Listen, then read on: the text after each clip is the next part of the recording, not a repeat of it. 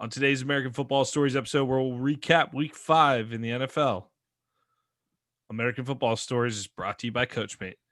CoachMate is a great tool that allows us to add graphics to player highlight clips similar to the graphics you'll see on TV.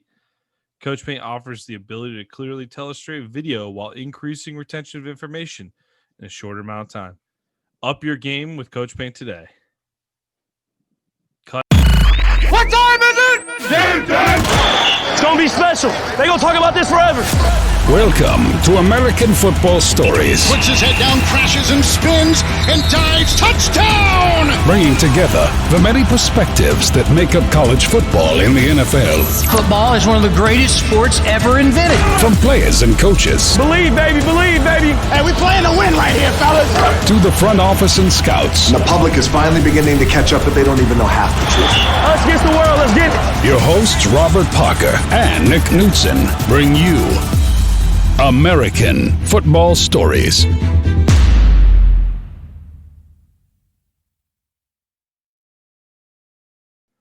Welcome to the American Football Stories podcast, brought to you by CoachMate. Today's October 11th. I'm Nick Knudsen, my co-host Robert Parker III. What's going on, Rob? You ready to talk about some NFL football? Crazy week this week, Nick. I'm ready to dive in, ready to go. Man, it was crazy before it even started, right? So you had the Packers and the Lions on a scheduled bye, but then an unplanned bye, our first COVID bye of the season, Denver and New England. So the Pats, the game was on, it was delayed, it was off, it was we were going to play Monday night, and now it's off again. So they're going to make that game up next week, I believe. I don't know how that impacts the rest of the schedule. The rule we kind of made with coronavirus, Rob, at some point when we talk about it with the podcast is we're not the ones breaking news on the stories. We'll talk about it as it happens, but the speculation's just, it's not that interesting. It's not that interesting to speculate left and right. So these games are all going to be impacted. The only interesting thing I'll say is this is not a bubble. You had to expect some problems, right? So I think we're going to get to a point in the season. You play 256 games in a regular season in the NFL on a normal basis. We're going to get to a point in the season where I think some teams are just going to be told to go home. The rest of the teams that are in contention, we might see it go to a bubble. And I'm not basing that off of anything I've heard. I'm just using common sense. Like maybe it's by division. Maybe the AFC goes out to LA and plays out there and the NFC plays in Dallas or something. I don't know. I think you're going to see something like that. Am I crazy? I don't think you're crazy. I think that's just, having common sense. Once again, it's no bubble, and this is, it was inevitable. Players or, staff members are going to come down with COVID. But once again, just like you said, it's no bubble where you can kind of contain it. You're seeing Major League Baseball actually go to a bubble, and they kind of went through it early on in their season. And NFL is doing the same thing. So I think once, they kind of get their bearings up under them and everyone kind of get on the same page, you definitely going to see some type of bubble. But if not, I think you're definitely going to see more outbreaks and more games being postponed or moved to different dates. I'm going to be the first one to make the super bubble joke. We should trademark those shirts. Can we get those trademarked? The super bubble. Yeah. Super bubble Let's shirts. Get that. Super bubble. Okay. That's going to happen this year. The super bubble. All right. Let's a couple teams that might be in contention out of the NFC on Thursday night. Solid game in Chicago. Wasn't really expecting this, but the Bears beat the Bucks 20-19. And what we saw was a rare display of defensive confidence this weekend, Rob. The Bucks are going to kick themselves if this game ends up costing them home field. And we're recording this right after the Seahawks took out your Vikings in devastating fashion. So 2 games behind the Seahawks now in the standings. Not good for Tom Brady and Tampa. But they really did outplay the Bears for the most part, I thought. It was 2 fourth-quarter drives that gave the Bears a win. A little sloppy by Tampa. Foles completes 30 passes. Allen Robinson caught 10 of them. Bears are a quiet 4-1, man. What do you think? Do you think Foles does enough to get them to a playoff spot? I think he does. Nick Foles, once again, I know Allen Robinson post-game, he said no matter, what quarterback is in there, Mitch Trubisky or Foles, the team rallies behind him. But for me, it just seems like, Foles is definitely the better quarterback. And once again, Foles beats Brady again. So I think Foles has Brady's number. He pretty much he's going to go out there and do what he does. And he had a solid game, 30 for 42, 243 yards, 1 TD, 1 interception. Allen Robinson, 10 receptions, 90 yards. They kind of spread the ball around and they played defense. Khalil Mack just barreled down on Tom Brady all game. So it's going to seem the struggle for the Tampa Bay team is definitely going to be on the offensive line. I know that's what people said about it going into the season, and pretty much that's what it seems like it's going to be moving forward, Nick. Unless they can kind of tighten that offensive line up and protect Brady. At this point, Brady's never been as a mobile quarterback, but he's a sitting duck back there, especially if the offensive line is not doing its job. Yeah, there's a couple opportunities left on the board for Tampa. They ended up kicking that field goal. I think it was like a 4th and 1 late in the game. 4th and 1. They ended up kicking the field goal late in the game. And it might change their mind next time on that one. But 20-19, you got to think your defense. You got a great defense in Tampa. You kicked the field goal. Trust that defense. Chicago hadn't done a whole lot on offense against you. They go right down and get the field goal. Tough loss for the Bucs. Good win for the Bears. All right, let's move on to Sunday. Carolina, they keep the Atlanta Falcons winless, 23-16 for the Panthers. I said it this week, Rob. I'm done underestimating the Panthers, and man, I'm glad I'm on that train because once again, Carolina comes out, plays a good game. Teddy, 313 yards, 2 TDs. Mike Davis, 16 carries, 89 yards. Robbie Anderson, 8 receptions for 112 yards. The offense continues to develop a little bit of an identity outside of Christian McCaffrey. The Panthers are sneaky okay. They're in a tough division, but they're tied with they're 3-2, just like the Bucs right now. Saints aren't exactly blowing up the world either right now. So the Panthers might be a sneaky contender here in the NFC South. Late interception in the end zone sealed the fate for the Falcons. And Atlanta's just cursed in the fourth quarter anyway, right? Do we have to really go into any type of depth on that? But reports after the game, we're kind of seeing confirmation on ESPN.com now. Dan Quinn, head coach, and GM Thomas Dimitroff, been there quite a while. They're gone. They're gone. They'll be let go this week. And it's really tough to see Dan Quinn go out this way because I think a lot of his accomplishments in Atlanta, I know they've been down since the Super Bowl. I think since the Super Bowl, everyone was all about them, but he really took the Falcons had some good seasons under him, and I think a lot of it was overshadowed by all these fourth quarter collapses, especially in the Super Bowl, which ultimately was the defining part of his era in Atlanta. But on the other hand, it just seems like it's time for a change, maybe a different message. I don't know. The NFL's like this. So good coaches get fired all the time. They get bounced back, get another shots. So what I want to know from you is this. Does Dan Quinn, I think Thomas Dimitroff gets another shot as a GM because we know that roster's talented. We had talked about it before we hopped on. I don't mean to steal your thunder on that. You had actually said that, Robert. So I'll give you credit for that. But I agree with you. He's very good GM. I think he gets another shot. But does Dan Quinn get another shot in the NFL? Because if not, if I'm a college AD, I would hire him tomorrow as a head coach and hope for Pete Carroll type of magic. Yeah, I think you're spot on with that. I mean, me personally, I being a Gators fan, I wish Dan Quinn can kind of come back to Gainesville. But once again, just like you said, this roster is not lacking talent. I know last year Dan Quinn got a pass because that defense was just decimated with injuries, especially in the secondary. And you know what you're going to get on the offense side of the ball with Matt Ryan and Julio Jones and Calvin Ridley. You add Todd Gurley this year to kind of help that running game. But so the offense is not the issue. It's mainly so the defense. And I know Matt Ryan threw a costly, red zone interception today in that game. But I just think Dan Quinn definitely gets another job. Me personally, I always thought, that Super Bowl collapse always fell on Kyle Shanahan more than, Dan Quinn. But if you're the head coach, you kind of have to make those decisions, say, hey, this is what we're going to do. This is what we're not going to do. And he should have stepped in and told Kyle Shanahan to keep running the ball, but they didn't. And they kind of came back and cost them. But I think Dan Quinn, he's going to move on. He's going to get a head coaching job again, whether it's on the collegiate level or the NFL level. Worst case scenario, he gets brought on as a defensive coordinator. We know he's a defensive guy.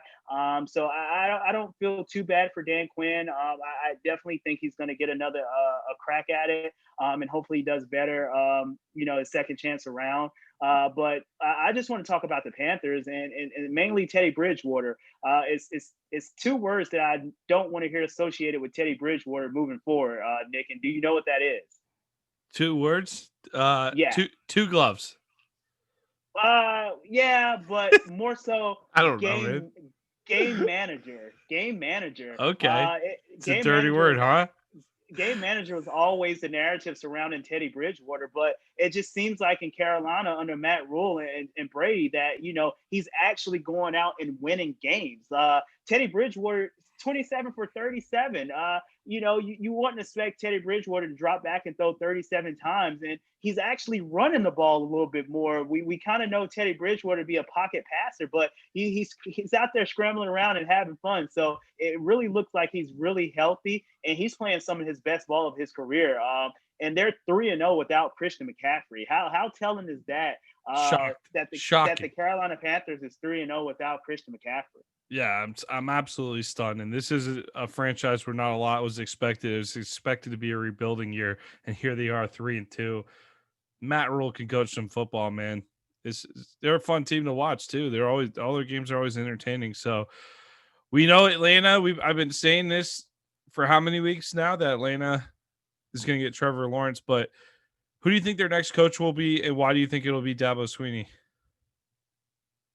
Yeah, I don't think Dabo is I just wanted you to take that bait. I don't think he's ready. I don't think he's ready to make that jump. But once again, who knows? Maybe Dabo gets a crack at it. If he takes it, maybe he brings on a lot of Clemson guys and he can coach his own guy in Trevor Lawrence. So that would be speak it into existence, and Mac Brown will rule the ACC for the next decade. Yeah, I would definitely go with that. And then if that's the case, and then the U will be back. Yeah, you build the U back up too. Yeah, exactly. We need a break from Clemson. All right, good luck to Dan Quinn, Thomas Dimitroff going forward on their next steps. I'm sure they will find landing spots. So they had quite a run in Atlanta, but time to make a change for the Falcons. Trevor Lawrence coming home. It's happening. Las Vegas Raiders at the Kansas City Chiefs. John Gruden gets his best win since returning to the sidelines as the 3-2 Raiders defeat Kansas City 40-32. Carr went off in this one. 347, 3 touchdowns. Jacobs piled in the end zone twice, had 77 yards. Henry Ruggs, he only caught 2 passes, but they were both huge highlights. One where he rips a deep ball away from the defender. Another, he did a great impression of Tyreek Hill at KC there. He's just all by himself from about midfield to the end zone, just sprinting away from the defender. That's why that guy was drafted where he was. But, I mean, hey dude, it's one loss for Kansas City. The Chiefs still went over 400 yards. To me, it was funny watching the game today because it just kind of got out-Chiefsed. Like, the Raiders were the better version of the Chiefs today. I want to know, though, was this a one-off performance out of Vegas, or do you see them building off of this one? Yeah, Nick, I really think, John Gruden is building something out there in Vegas. And we know, the narrative surrounding Derek Carr and John Gruden is that John Gruden is trying to run him out of town. But, you've seen Derek Carr play, exceptionally well, and you see him play exceptionally low. When Derek Carr plays like this, he pretty much looks like the MVP candidate that he was a couple years ago before he got, injured. 22 of 31 for 347 yards and 3 TDs. He really kept up with Patrick Mahomes. And if you got a running back in the backfield like Josh Jacobs that can get you those tough yards and carry the ball 23 times, I think you kind of lean on that and you play action on that. And Darren Waller, like that, he's one of the best tight ends in the game right now. And if Henry Ruggs can kind of get on board like he did today, I think that's a dangerous team on the offense side of the ball. And on the defense side of the ball, they have playmakers. And it goes to show you that, the Chiefs can be beaten. But it's definitely going to take a good performance, a perfect performance for anyone else to beat them. And Derek Carr pretty much had a pretty good performance today, Nick. Well, we saw them play tough with the Bills. We saw them beat the Saints. They played tough for a half in New England before getting their doors blown off. But hey, we're gonna find out real quick about the Raiders. You got the Buccaneers. Looks like they got. Is that next week? No, 2 weeks. 25th. What day is it? Damn. It's the 11th. I just said that earlier in the episode. So they got a bye week coming up. Then you got Tampa Bay. All right. And then you go to Cleveland after that. So Tampa Bay and Cleveland. I actually was about to say this Raiders team, I'm kind of put them in the category with the Browns a little bit, where I think that they could be a solid playoff team, maybe a team you don't want to see in the playoffs. But I'll tell you what, if I could buy a ticket to go to that Raiders Browns game on November 1st, I'd go to that game. That's going to be a hell of a game. So I think the Raiders, they're going to certainly have the opportunity to prove themselves. So we'll see how they do. All right, let's move on. Arizona, the New York Jets. Not a lot to say here. 30-10 Cardinals. The Jets are who they are this year. Murray throws for 380. One deep TD to Hopkins that made the highlight reel. Kenyon Drake finds the end zone. Nice day for him. Jets start Joe Flacco. They trot old Joe out there. Thanks to the Darnold injury. Lev Bell came back, but not much to say here, Rob. Jets are the Jets. Rough season. Yeah, Jets are the Jets, and maybe the Jets are thinking the same thing that you're talking about for the Falcons in regards to Trevor Lawrence. So, Le'Veon Bell makes his appearance back in the offense, and he has 13 carries for 60 yards. That's pretty respectable. But once again, the Jets are the Jets. Nothing much to say. Great win for Arizona. Not so much a great win, but a win that they should, come into town and handle pretty well. And that's what they did. So great bounce back win for Arizona. Yeah. I just, if I'm the Jets, do you just get to the point where you just go, we got Lev Bell and Frank Gore. We're going to turn around and hand it off. We're going to hand it off 75% of the time and just put it on those guys. Just go ground and pound for the rest of the year. I think you have to. It's just like, I mean, I know you have Jamison Crowder on the outside, but once again, you have to have somebody, at the quarterback position that can get them the ball. Because right now the Jets offense is just so predictable and it's so easy to key on, certain players. I think one thing that the Jets had going for them last year was the defense, but the defense is not living up to the defense that they played last year. So they're really struggling right now. It's definitely a rebuild for the Jets moving forward. The Jets might go, winless on the season. But I just don't see the Jets getting a win. Especially coming up in the next couple games, anywhere on their schedule. But once again, the Cardinals, they came in, they took care of business like they should have. And the Jets are the Jets. And, Adam Gase, he's another one that might be on the hot seat like Dan Quinn, who's going to be out in the next couple of weeks. But once again, you tip your hats off to the Cardinals for taking care of business like they should. Taking care of business. That's a good way to put it for Arizona. That's enough Jets talk. Let's move on. Battle, Pennsylvania. Pittsburgh takes out the Eagles 38-29. Hi, Chase Claypool. It's nice to meet you. The Steelers rookie had 4 touchdowns, 3 receiving, 1 rushing. Another was actually called back due to OPI, where he just looked like backyard football, where he just like stepped over the guy. Obviously, there was a penalty on it. It was a problem, but it was cool looking. Rob, I know you scouted Claypool. He's a guy you liked out of Notre Dame. You definitely liked his fit in Pittsburgh when they drafted him. And obviously, this game's a statistical anomaly, but hey, that's pretty good if Pittsburgh's finding a weapon like that. Yeah, I'm pretty sure Big Ben loves this guy. Coming out of Notre Dame, it just seems like he's athletic enough to kind of fit the system that they want to run on offense. Juju, I think he's a great receiver, but once again, he doesn't have the playmaking ability that a Claypool has, and I think they've really found that home run here that they was looking for since Martavius Bryant. I know if Juju can kind of play the way that Juju plays, and if Chase Claypool can kind of develop, and I know this is an anomaly. I don't think he's going to have 4 touchdowns each and every game, but if he can kind of just be a weapon, I think Pittsburgh is definitely going to be a tough out moving forward. Eagles fans, You're 1-3-1. This season, I know it just seems terrible. It's been terrible. You are terrible. You're not a very good team this year. But you're lucky you play in the NFC East. Washington, they got a lot going on. Just a lot of distractions in house. It ain't happening this year. The Giants are 0-5. Cowboys just had a devastating injury to Dak Prescott. Are the Eagles going to win the NFC East, Rob? No, Nick. Not even by process of elimination. Not even by process Come on, of man. elimination. I know What's the Cowboys, threshold? Like 6 wins now to get to the NFC East title?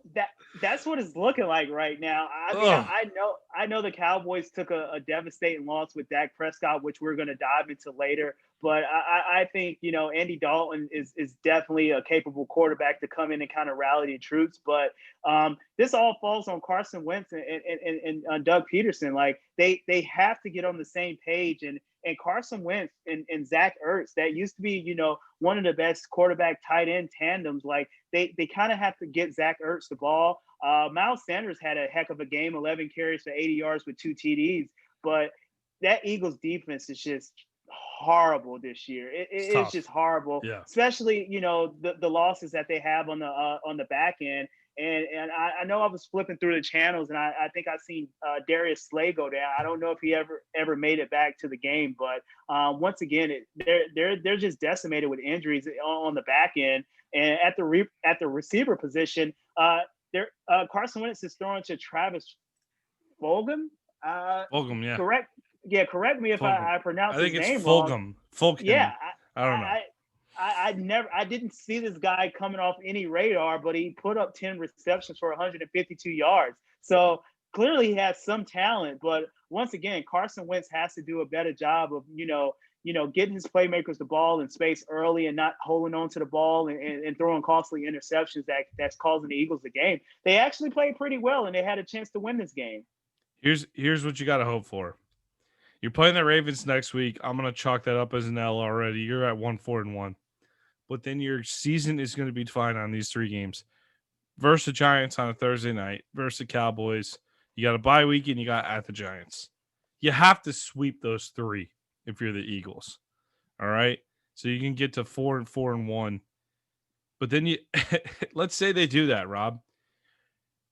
Then you go to Cleveland. You play Seattle. You got Green Bay, New Orleans, at Arizona, at Dallas, versus Washington, and the season. This might be a 6-win team in Philly. But can 6 wins win you the NFC East? We'll see. I think the Red Rifle can do a little better, though, in Dallas, though, unfortunately. But you got to win those head-to-head matchups against the Cowboys. From now on, you cannot lose an NFC East game if you're the Eagles. You have to sweep out in the NFC East. But you got a chance. 1-3-1. You'd be buried in every other division, though, right? Definitely buried in every other division except the NFC East. Right. So I'm just trying to find a little bit of hope for Eagles fans out there. All right, let's move on to Washington. We saw Alex Smith play football again. That's pretty cool. The Rams, they end up beating the Washington football team 30-10. So I had to make sure I'm reading this correctly. Did Washington really put up 108 total yards of offense today on 52 plays? 108 total yards on offense, Rob. Dwayne Haskins apparently was benched. Heard a story, not sure how true it is. Kyle Allen got the start, got knocked out due to injury. Alex Smith filled in, went 9 for 17 for 37 yards, but hell of a story. We saw his what it took for him to get back on the field. Washington's got some things to figure out. I think they got to go back to Dwayne Haskins, but I heard a story where he was bragging about his statistics in front of some of the teammates after they lost last week. Some people were rubbed the wrong way by it, and basically Rivera sending him a message. You hear anything like that? Yeah, I heard similar stories to that. And if it's true, you're teaching your young guy a lesson, saying, hey, the stats, individual stats really don't matter. It's really a team game. And, we want to win for the team and not for your individual glory and individual stats. So I kind of understand that and Ron Rivera's point. But once again, if you're Washington, you have to kind of go back to Dwayne Haskins. I was so happy to see Alex Smith make a return, with the devastating injury that he had and, all the hard work that he put to get back on the field. So I know he was happy, even though, it didn't turn out the way that he would expect it to turn out. But once again, I really think this Rams team is a solid team. So they came in and they handled business. They did what they had to do. It's kind of like we talked about before with Arizona Cardinals coming into New York to face the Jets. So they did what they had to do, and the Rams did the same thing. Right now they're 4-1, and they're rolling. Sean McVay and Jared Goff seems like they're on the same page, and they're throwing the ball around. Cam Akers kind of made his return back from injury or whatever. He posted 9 carries for 61 yards. So this Rams team is just solid all the way around the ball. And yeah, it's a lot of problems in Washington in-house and on the field. So they have to get their act together moving forward. But once again, maybe they tank for Trevor Lawrence. So it's really going to be the Trevor Lawrence sweepstakes moving forward for a lot of these 1-4 and winless teams moving forward, Nick. All right, so Washington allows 8 sacks for 41 yards. That sounds like something Alabama would do to Western Carolina. So that's not an NFL football team right there. 108 total yards. Oof. How did they even get 10 points? That's what you almost want to ask looking at that stat line.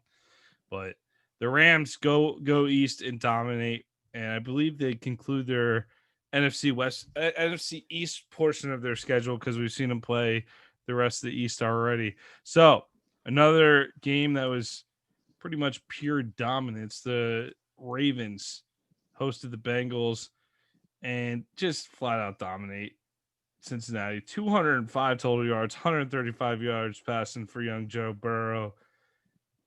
They just didn't need much today. The defense dominated. They did their job. I think the Ravens, you look at that, they didn't even run the ball particularly effectively. I mean, I think they had 161 yards rushing. Just not a lot needed when you put up those kind of stats. I think they put on a late touchdown. Patrick Queen return a fumble for a touchdown to really put that number up at 27. But it just felt like the Ravens were they got an early lead and they just kind of rode it out the rest of the way. Yeah, nothing much to say on this game. I think one interesting thing that was kind of said in game is the back and forth with Patrick Queen and Joe Burrow. One of the announcers on this game saying that they really didn't like each other in their LSU days, which is kind of hard to believe coming off a national championship where Joe Burrow wins the Heisman. So I don't know that understory, but that was a pretty much interesting thing that I heard during this whole game. But just like you said, Joe Burrow, he pretty much got beat up all game. It was a great defense performance by Baltimore. Lamar Jackson really didn't have to do too much. 19 for 37, 180 yards, 2 TDs, 1 interception. So he pretty much had an off day today. The defense kind of took over, but yeah, Joe Burrow didn't look like the Joe Burrow we've seen in the previous games in this one, Nick. Yeah, let's move on to Houston, where the Texans get on the board with their first win. They fired Bill O'Brien last week. They were the first team to fire their coach this year, GM and head coach Bill O'Brien. I thought O'Brien had a nice run in Houston for several years, but it might have been a Dan Quinn situation where the message was getting stale. Time to make a change. I get it. Tough start to the Houston slate, though. I didn't really think they were like a bad 0-4 team. We just saw Minnesota going to Seattle, play the Seahawks, who we think is one of the best teams in the NFL, head up. They lost by 7 at Pittsburgh, another tough team. And then you lose to Kansas City and Baltimore to your 0-4 start. So it's not like you're losing to a bunch of knuckleheads starting 0-4, Rob. Yeah, you're right about that. And I mean, that was a brutal opening schedule for the Houston Texans. But once again, when you have a franchise quarterback in Deshaun Watson and you expect Deshaun Watson to kind of go out and win you at least a couple of those games. And he had a great performance today, 25 of 35 for 359, 3 TDs, threw 2 interceptions. But I think, one of the impact players in today's game was Brandon Cooks. He kind of looked like the Brandon Cooks of old when he was with the Saints with Yep. Drew Brees. So I think seeing a Brandon Cooks sighting that was pleasing for Deshaun Watson and all the Houston Texans fans out there. Yeah, that's the one thing you can get with a shakeup is a guy who wasn't getting nearly the targets we're used to seeing him get. Maybe kind of get back into action. Man, Laviska Shenault on the Jags, rookie out of Colorado, 7 receptions, 79 yards. That's a nice day over there for him. James Robinson, 13 carries for 48 yards. Rob, I saw the Jags. They ran a play on. They were deep in Texas territory. They're driving, and it was 4th and 1, and they decided to go for it. Gardner Minshew sprints out from under center, sprints out to the wide receiver position. They snap it directly to James Robinson. He rolls out. I'm like, okay, fine. They're just going to run like a wildcat. He rolls out like he's going to throw it, drops the football, and the Texans recover. And I'm like, well, if that's just the Jaguars season in a nutshell right now, it was pretty pathetic. And I believe they said after the recovery, that's the Texans' first turnover of the year. And it's like, oh, good. So the Texans are just getting a bunch of firsts against the Jaguars. Gardner Minshew goes for over 300, but I'm not really sure what that means anymore. Like Minshew can play some ball, but this team, particularly on the defensive side of the ball, giving up almost 500 yards of offense today. You mentioned the 357 from Watson. There's just no defense on this team, and they're really going nowhere. They really need to bolster up that defensive side of the football before anything can happen. And you kind of see the offense is kind of starting to slow down after a nice start. So people are figuring something out on the offensive side of the ball. So it wouldn't be shocking to me. I think you're going to see that go through the season, but it wouldn't be shocking to me to see some changes in Jacksonville in the offseason, unfortunately, because I think Marone's done an okay job. I don't think he's necessarily the problem there, but might be just like almost like a de facto change. All right. The Miami Dolphins, they went out west. San Francisco 49ers, and San Francisco was somehow a 9-point favorite in this one. You and I both jumped on that all the way with the Dolphins. We took the Dolphins and the points. Well, Miami goes out to San Francisco, and they lay on a 43-17 beating on Jimmy Garoppolo and the Niners. Garoppolo is benched at halftime, and this was just pure dominance. We've seen the Dolphins play well, but we haven't seen this out of Miami, Rob. Yeah, we really haven't. But once again, this is one of those games where we tend to see out of Ryan Fitzpatrick. Like, he has his highs and he has his lows. 22 of 28 for 350 yards and 3 TDs. But I don't really want to talk about Ryan Fitzpatrick in this one. I want to talk about Jimmy Garoppolo. He gets benched for, CJ Beathard. So I really think, we talked last year, the 49ers is coming off the Super Bowl, even though they lose to Patrick Mahomes. But I really thought the defense kind of carried the 49ers last year in that running game. And this year, with a lot of injuries to that defense, this is the time where Jimmy G has to step up, and he hasn't. And I really don't think he's the answer out there in San Francisco, even though he got paid as such. But I really think, the 49ers need to start looking for, their next quarterback in the upcoming draft. But I really don't think Jimmy G is the answer. But it's going to show you because he doesn't have that running game and the defense to kind of lean on. But great game, great win for Miami, and shout out to Preston Williams, 4 catches for 106 yards and 1 TD. I think he's one of the better younger receivers that we have in this league, Nick, and I think he's really going to be a special talent moving forward. Yeah, I'm with you. We really should talk about Miami more in this one because, hey, this is probably one of their best moments in a couple seasons here. You go out and you smack the defending NFC West champs like that, or NFC champs. You smack them around like that on their home field. That's an awesome win for the Dolphins. Good for them. Feels like they're making progress. We've been high on Miami this year. But let's talk about San Francisco. Defending NFC champs, like I said, we speculated a couple weeks back. We started looking at the schedule and we said, uh-oh. This is with all these injuries piling up. I think after the week 2, after the Jets, we started talking about after the game against the Jets with all those injuries, we were like, we saw the Eagles, the Dolphins, the Rams. They got the Patriots after that, at Seattle, versus Green Bay, at New Orleans, at LA for the Rams again, and versus Buffalo. That takes you into early December. I'm not sure I see a win on that schedule right now for them. This is going to be a disaster of a season. But before we all jump off the Jimmy Garoppolo bandwagon, did Garoppolo do his job last year, Rob? I mean, yeah, he did. Okay. I mean, if you want to say, I know we talked about Teddy Bridgewater and the 2 words game manager. I think Jimmy Garoppolo is a game manager, and he has to have the pieces. And granted, he started out the year without his weapons on the outside, without Deebo Samuel. But and Kittle got hurt early in the season too. So I'm glad you're saying this, because have they been a full team yet this year? They haven't, and therefore, I kind of want to give Jimmy G the benefit of the doubt. But once again, we've seen quarterbacks that been riddled with injuries with their skill position players, and they still look good. Once again, I mean, Aaron Rodgers, he's out there throwing to Robert Tungan and Alan Lazard. So I mean, I'm not comparing Jimmy Garoppolo to Aaron Rodgers by any means. That's what I was about to say.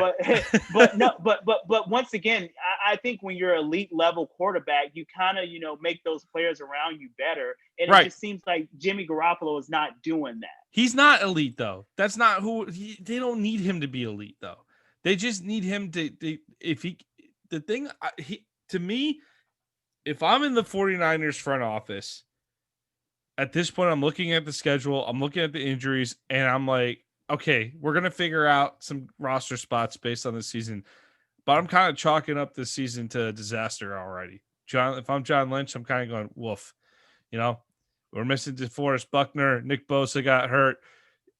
There's just a lot that's working against them this year, whereas you make a Super Bowl run, you have to have a lot of things work for you to make a Super Bowl run, obviously. So I think you got the pieces in place. I'm with you that you could have some nervousness about Jimmy G, but you already invested in him. You signed him to the deal. All right. So I think you got to figure that he's your guy at least through next year.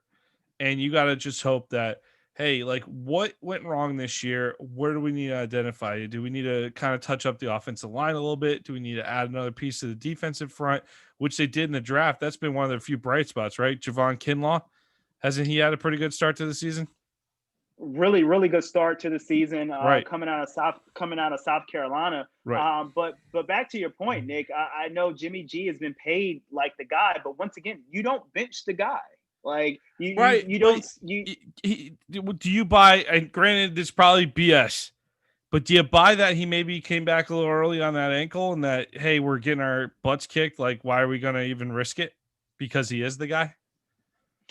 Yeah, I mean, but once again, that goes to show you if he's the guy, you kind of want to hold him out a little bit longer to be 100% healthy, so you can make a late season push to kind of make a playoff run. But once again, it really just seems like it's not the team that's holding Jimmy G back. It's really seemed like Jimmy G is holding himself back. But I would definitely like to see him with a full slate of cast. Mostert was banged up. Deebo Samuel just kind of working back into things. But I'm gonna hold off. I'm gonna give Jimmy G a couple weeks, and then we can kind of reconvene this conversation.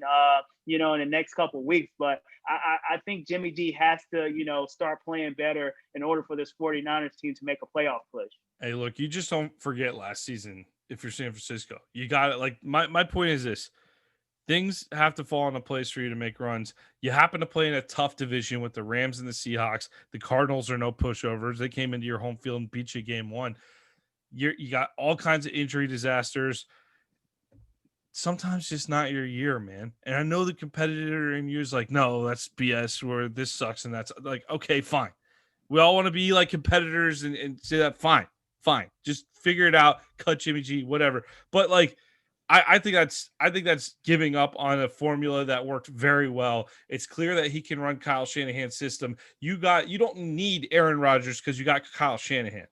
So Kyle Shanahan can make Jimmy G look good. He can make that running game look good. And your pieces haven't been together San Francisco played good defense, they had a good running game, and they had a couple interesting weapons like Debo Samuel. I like Brandon Ayuk hasn't got a chance to gel with that unit either. He's been playing with a bunch of different pieces. He came in late. Man, I want to see that whole San Francisco roster back together again. I just feel like it's very fractured right now due to some unfortunate events. And I think next year they're a good bounce back candidate. But hey, we saw it with the Falcons. Sometimes you never recover. So don't hold on too long. But I definitely write it out this year. But it's gonna get worse, San Francisco. It's gonna be bad this year.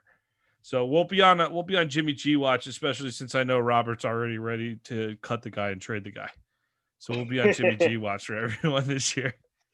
All right, let's move on to my darling in the AFC that Robert's finally coming around on. Rob, I picked against them this week though. I picked the Colts to cover 1.5. I thought the Colts were good. I think the Browns are playoff contenders. I do, but hey, at 4-1, are you ready to recognize the Cleveland Browns who I thought they handled them. The great fabled Indianapolis defense who's been beaten up on a bunch of nobodies. Everyone keeps talking about how great their defense is, but they haven't been totally challenged. They get a real challenge today with Cleveland. Cleveland rolls up 32 on them. Are you ready to acknowledge the Browns as playoff contenders yet? I think I am, Nick, and the reason why is because of Baker Mayfield. It really seems like he's gelling with the offense, and once again, they're leaning on the running game a little bit more. Kareem Hunt got 20 carries. I know Nick Chubb didn't play today, but I'm pretty sure if Nick Chubb played, Kareem Hunt probably would got anywhere from 10 to 12 carries, and Nick Chubb probably would got anywhere from 15 to 20 carries. So once again, it really seems like they're leaning on the running game. And Jarvis Landry, four receptions for 88 yards. Odell didn't have the big game that we saw him have last week against Dallas. But it seems like Baker Mayfield is really playing a little bit better ball. And for them to put up 32 points against one of the better defenses in the NFL goes to show you that this Cleveland team is clicking on the offense side of the ball, Nick. So I'm definitely on the Cleveland Brown bandwagon for them to make a playoff push. But once again, it's the Browns, and the Browns always disappoint. But this year might be a little bit different. But I'm still going to hold out hope that they're going to make a playoff push. How about the Browns holding the Colts to 68 rushing yards? The defense is I part of the reason why I like this Browns team too. I do like the offense. The offense gets all the attention. I think the defense is okay though. That defense got good. They got good front. They know how to get pressure on a quarterback. Phillip Rivers held to 243 yards and 2 interceptions, no touchdowns today. I mean, that's pretty solid effort right there. Dearness Johnson steps into that second role at running back. He picks up 8 carries today, 33 rushes to 38 passes. Odell Beckham Jr. snuck one in, by the way. I don't know if you saw that. But Baker, they're not asking Baker to do too much. He threw 2 picks. Baker's going to make a couple mistakes here and there. He's still young, but this team's fun to watch right now, man. I really enjoyed watching it. I don't know if you saw the play too. And for those of you that didn't see it, Odell Beckham got nearly decapitated. The ball was in midair and he somehow still reached back and caught it. Did you happen to see that play, Rob? I missed that one, Nick. But highly encourage you to check that out. Yeah, it doesn't surprise me. And right now, it just seems like Odell is having fun. And when Odell is having fun, he's gonna make those type of plays, and he's gonna be a little bit more competitive. He's not pouting. He's not kicking field goal nets or whatever like that, throwing his helmet. So I think a happy Odell is a great Odell. So and that makes Baker Mayfield feels a little bit better. But once again, it's all about this running game. And when Nick Chubb gets back with that 2-headed monster that they have with him and Kareem Hunt, I think it's going to be dangerous late in the season. We see on the defense side of all, like, teams right now are not doing so good from a tackling standpoint. Like, what about late in the season when you have these 2 guys coming at you? You don't want to tackle these guys, especially when it gets colder outside. Yeah. Now is Chubb expected to come back? I saw he had an MCL injury. He's expected later back. I know he's on the IR right now. Yeah. Right now he's on the IR. I was hearing reports that he's not out for the season. They're going to try to work him back within I know they were initially saying like 4 to 6 weeks, but Yeah. I think Kareem Hunt is very capable running back. Yeah. He's a running back one. We've seen what he did with the Chiefs. I'm just glad to see he's keeping his head down and he's bouncing back and he's letting his play speak for itself. And it's kind of staying out of the spotlight in the social media. But once again, when you're on a team with Odell Beckham and Baker Mayfield, that's a little bit easy to do right there. Yeah, I definitely think you got to be smart and not rush Chubb back though. You got plenty of capable weapons there. And listen to this, Rob. We're going on about the NFC East. Cleveland advances to 4-1 on this season. The Cleveland Browns are 4-1. I'm gonna repeat that. If they were in the NFC East, they might have already clinched a playoff spot by now. But they're in the AFC North, where the Baltimore Ravens are also 4-1, who absolutely dusted the Browns to open the season, and the Pittsburgh Steelers are 4-0. So hey, that's good for third place in the AFC North, Cleveland. Keep trying. Like, come on. Can the Brownies ever catch a break here? So 4-1 record, one of the best in the AFC, one of the best teams in the AFC right now, third place in your division. Too bad. Well, let's see what they got. Let's see what they got coming up next here. All right, you got at Pittsburgh next week. So that's going to be a great game to watch. Keep an eye on that one. 1 p.m. at Pittsburgh. They didn't move that one to a 4:00 time slot. I want to watch that one. So Cleveland playing some football. Congratulations, Cleveland. You finally got a football team. Enjoy it. All right. Dallas. Got to bring the mood down for this one, man. This is watching Dak Prescott go off the field. I kind of was the worst part of the weekend, man. I mean, he's been playing so good. He's up for that contract. He's a guy that everybody likes. I don't know. You might think Dak's overrated if you hate the Cowboys. Dak is a guy that he's a little bit of a lightning rod. People are either all about him or not. Like, I think hey, look, I've watched a lot of bad quarterbacks in the NFL. Dak Prescott is a good quarterback in the NFL. He might not be worth Pat Mahomes level money, but he deserves a damn good paycheck. And to see that injury that to his ankle today, just cringe. I'm not a guy that likes to look at that stuff. How long did you make it through that replay, Rob? Yeah, I initially saw it and I saw him holding it. So I thought he was cramping initially. But then I saw the replay and I was just like, yeah, it definitely seemed like it went the wrong way. Yep. I know the reports said that, a fracture with a dislocation. So that's pretty much probably going to be the season for Dak Prescott. But I think Andy Dalton is a very capable quarterback to kind of come in and kind of, guide the Cowboys to at least try to make a playoff push. But just like we said earlier, it's probably only going to take 6 wins to win that division. I think the Cowboys has the talent, but it falls down in that defense because that defense is giving up 30 points. It just seems like they're giving up 30 points week in and week out.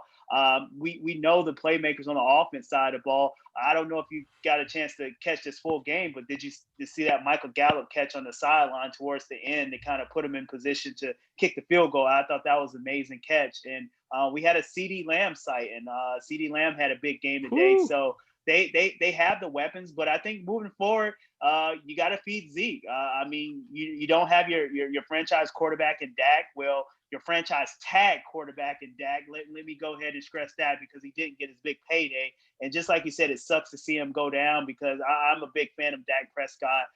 Just like you said, whether you like him as a quarterback or not, I think he's a good guy, good person, high character guy. But once again, I think this Dallas Cowboys has to tighten up on the defense side of the ball if they really want to get to 6 wins.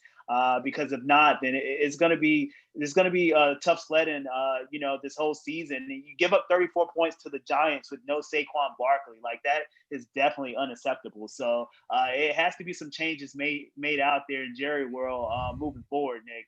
Well, maybe this will fix a little bit of the balance problem with the Cowboys too, because the defense definitely does struggle. And I think with Andy Dalton, you're not going to – with Dak, you feel like, okay, let's let it rip. Whatever, we'll throw it 100 times, whatever.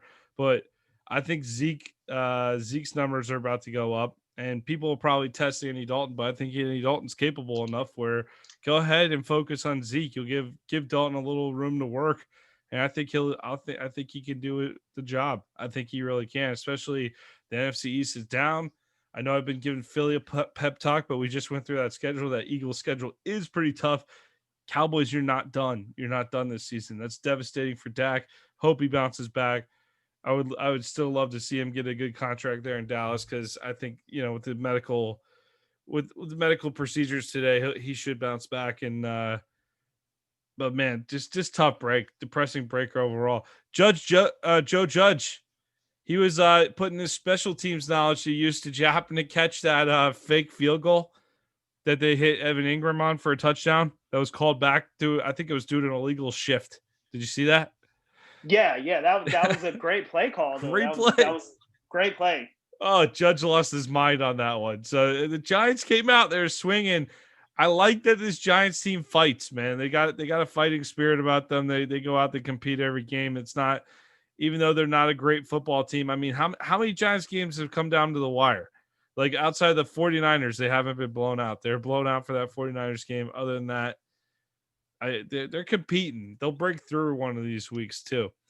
All right, let's move on. Rob, do we got one more game left here? Let me see. Sorry, my computer froze. I'm pushing through.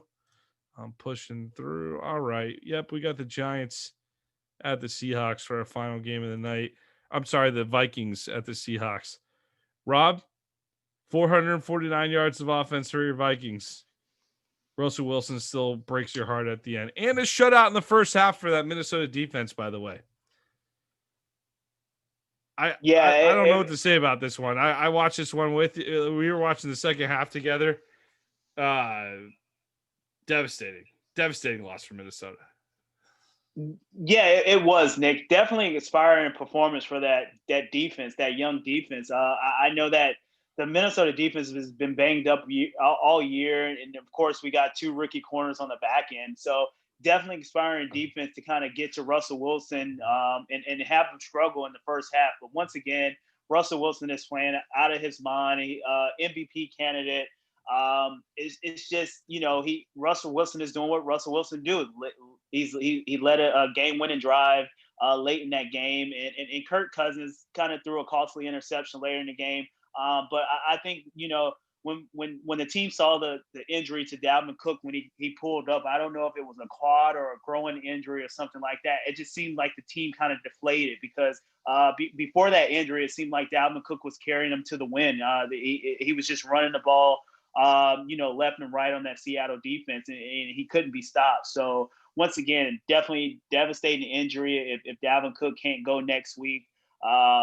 But once again, Kirk Cousins, costly interception, but I definitely give kudos to the young Vikings defense for keeping them in there and getting pressure on Russell Wilson. But Russell Wilson at the end of the day was just too much, and he found DK Metcalf, which was great coverage by Anthony Harris. We talked about that, but Russell Wilson, being the accurate quarterback that he is, just kind of put it on him. And once again, we always talk about football being a game of inches, and just by the fingertips, he catches that touchdown and game winner. So wasn't a particularly good throw either on fourth down.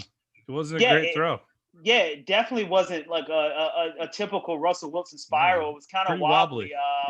Pretty wobbly pass. I mean, whether that was due to the rain or whatever the weather conditions out there, but definitely a wobbly pass. Anthony Harris was there, great coverage, but just like I said, it's a game of inches, and just by the fingertips, that pass gets through to DK Metcalf for the touchdown. So look, we saw great.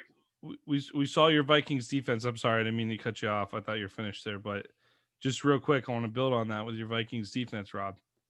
4 sacks on Wilson. That's pretty tough to do. 4 sacks. I'm going to twist the knife on you real quick. You ready? 314 total yards of offense was given up by Minnesota. You don't get the 4th and inches. You don't convert on the 4th and inches, and then you allow 314 total yards on the day, but the last touchdown drive was 94 yards. Oof. You could shut down Russell Wilson for an entire day, and it's still not enough. Yeah, it wasn't enough. But once again, I tip the hat off to the defense. I think they played really, really well. And once again, that's one of those games where you kind of want Kirk Cousins to kind of put it away. But it just didn't happen. But Seattle, with Russell Wilson playing the way that he's playing, they're definitely going to be a tough out. I think Seattle and the Rams is definitely two of the best teams in the NFC, and it looks like they're going to probably come out of the NFC if they keep playing like this, and maybe Russell Wilson get that elusive MVP MVP regular season trophy that he's been trying to get the last couple of seasons. Yeah, statistically, you look at this game, it just makes zero sense that they won. Yeah, so even in a game where Russell Wilson statistically is not going to stand out, he still leads a game-winning drive. That's MVP type stuff right there. 83 total plays for the Vikings offense, only 52 for Seattle. Really, Seattle, got to thank your lucky stars you pulled this one out. But Seahawks, to both of us, I think we've kind of come to an agreement. Maybe not only the best team in the league. I'd probably still give the edge to the Chiefs. I'd probably take the Chiefs against the Seahawks, but at least the best team in the NFC, right? Yeah, definitely. I mean, Not just I because of the know. record either, just from the Yeah, eye test. Like, yeah, just from the eye test, the way Russell Wilson's been playing, that defense seems like it's coming around. Actually, I know Bobby Wagner and KJ Wright, Jamal Adams didn't play, but once he gets back healthy, it just seems like they have the pieces with Pete Carroll in the coaching at the coaching position. It seems like they've been there, done that. So you kind of tip the scales to Seattle with the experience. But I've been high on Green Bay. Green Don't Bay. write Green Yep. don't write Green Bay off yet. So, Hey, you got the but once again, Rams. You got the Rams, the Packers, the Bucks. Like I think Seattle might have the worst defense of that bunch, but they might have they have the best offense though of that group. Would you say maybe Green Bay? yeah, maybe Green Bay with Aaron Rodgers, but I mean, just like I said, you can shut down Russell Wilson the whole game, and in the last drive, he drives it down your throat for a game-winning touchdown. So Yeah. never count out Russell Wilson in the Seattle, and never count out Pete Carroll. So I think Seattle is going to be a tough out moving forward. I project them to go, pretty far, barring any big significant injuries. Good win for the Seahawks. Seahawks now 5-0. Minnesota. That's probably your season right there. You're 1-4. You're 1-4 now if you're Minnesota. Good fight by the Vikings tonight, though. All right, Monday night. We addressed this earlier in the episode. The Patriots and the Broncos were supposed to play. No longer. They will be pushed to next week due to more COVID cases in New England. So we're going to stick with the original Monday night game. The Chargers travel to New Orleans. 8:15 start. Buffalo at Tennessee is scheduled for Tuesday. As far as I know, that's still on, even though Tennessee shut down their facility, had more COVID cases. Go figure. I figured they would be happy to move this game because Buffalo is supposed to play the Chiefs on Thursday night. So I'm guessing that game's definitely going to be impacted if you're making the Bills play Tuesday night. So either way, got more things impacted next week. It's going to happen. We talked about it at the beginning of the episode. We've talked about it a whole bunch. We're probably not playing a full season at some point. They're probably going to cut this thing, go to a bubble, and have the super bubble trademark American football stores super bubble. So, Rob, if you got anything else to wrap up on, I'm good, and we could cut over to the Did You Know?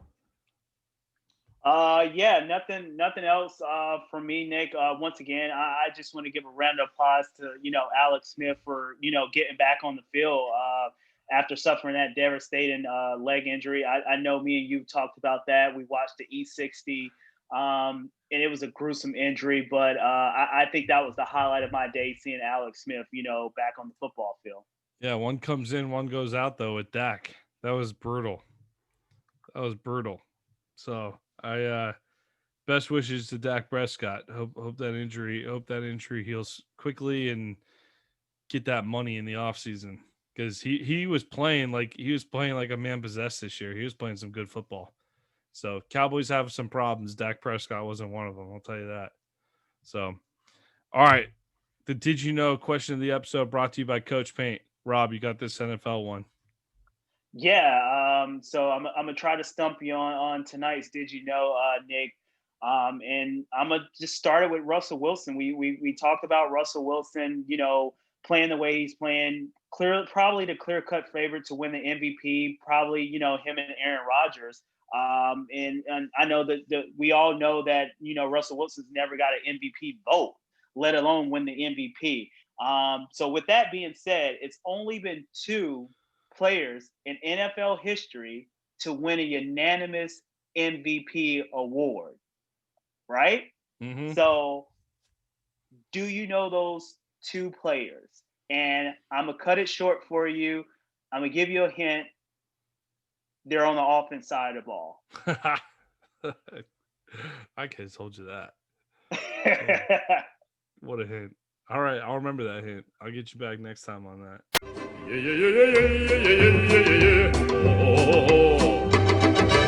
American Football Stories is brought to you by Coach Paint.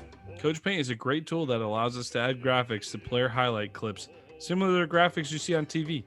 Coach Paint offers the ability to clearly tell a straight video while increasing retention of information in a shorter amount of time. Up your game with Coach Paint today.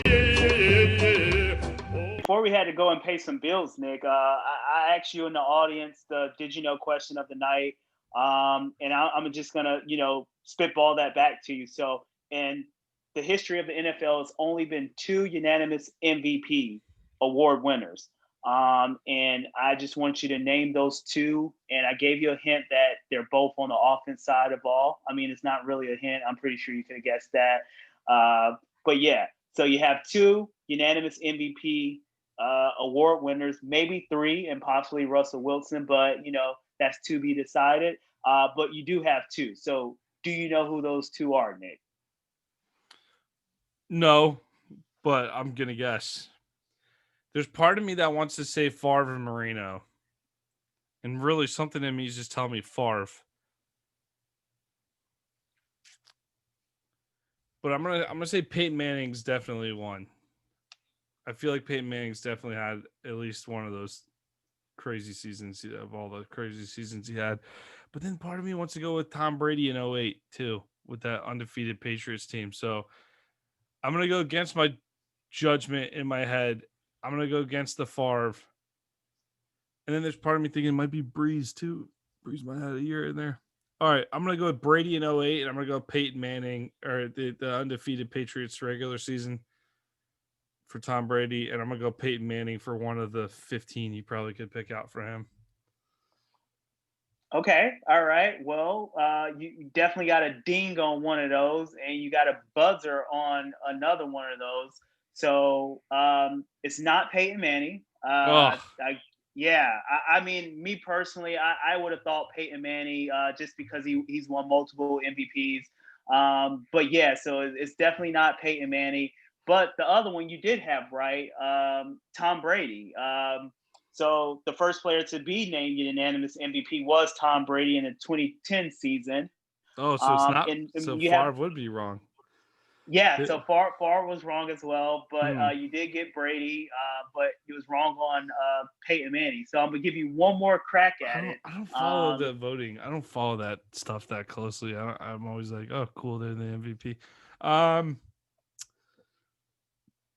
Damn, unanimous.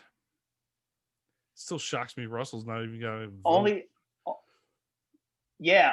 2. So maybe Russell Wilson's added to that list after this year if he gets the unanimous MVP. But yeah, only 2. You got Brady, 2010 season. So Give me Breeze. no Favre. Drew Brees, final answer. You sure? It sounds like I'm wrong, but yeah. And I'm gonna give you a buzzer on that one, Nick. So actually, more recent, last year, Lamar Jackson in the 2019. Oh man, shows you how much I pay attention to the MVP race. It's just Lamar. Yeah, you should get that if it's within a year. Yeah, that stuff is always silly to me though. I'm like, oh yeah, a bunch of writers vote on that. That's cool. Yeah, good. so only Good 2 question. unanimous MVPs, in the history. So Lamar Jackson and Tom Brady. Maybe Russell Wilson is added to that list this year. But once again, we shall see moving forward. But yeah, Nick. So Lamar Jackson and Tom Brady. Hey man, in a day and age when we in America clearly can agree on everything all the time, it's pretty impressive to be unanimous, huh? I didn't know anything was unanimous in America. I didn't know anything was. That's extra impressive by Lamar Jackson last year. Then, all right. Yeah, that was a spectacular season he had last year. But yeah. So Yeah. if you don't have I knew he anything was else the MVP. to add, Nick, I knew he was the MVP. I didn't know that he was unanimous though. That's so impressive. All right, no, I'm good. Yeah. I'll shut up. You go ahead and read us out. Yep. All right. So I'm gonna read us out. And once again, I would like to thank the listeners to listen to this episode of American Football Stories. Please find us on Apple Podcasts, Spotify, and YouTube. Please subscribe and rate us 5 stars, and follow us on Twitter at American FB Story, and check out our website at AmericanFootballStories.com. Once again, my name is Robert Parker, and my co-host is Nick Knudsen. And we would like to say thank you for listening again, and talk to you again on next episode. You play to win the game. Hello? You play to win the game. You don't play to just play it. That's the great thing about sports. You play to win. And I don't care if you don't have any wins. You go play to win. When you start telling me it doesn't matter, then retire. Get out. Because it matters.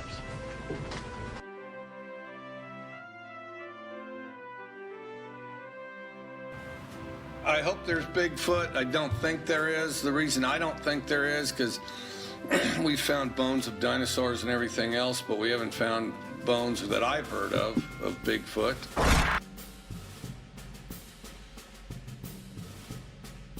I'm very upset. We should have been in the ball game with fast field goal. The coach had sent him in.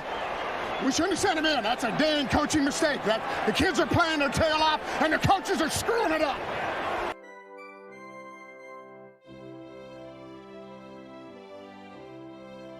We just got to stop that little inside trap. You know, the option didn't hurt us much. We played pretty hard. We just got to stop that inside thing. Offensively, we kind of sputtered around, got the ball in the end zone. You know, defensively, we got to get out off the field on that 2-minute drive.